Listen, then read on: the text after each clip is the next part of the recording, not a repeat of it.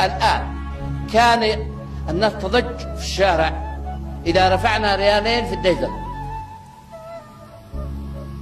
إذا رفعنا ريالين في البترول من الدعم، إذا رفعنا من الدعم. الآن رفعته 100%، وفي بعض السلع 300%، والناس خاضوا يقولوا ننتظر الفرج من الله سبحانه وتعالى كيف حنشوف آخرتهم هؤلاء.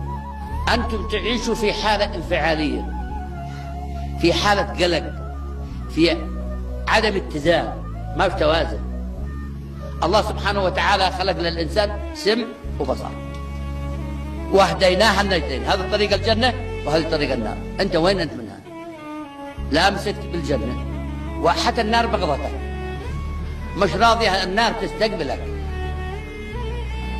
النار مش رايحة تستقبلك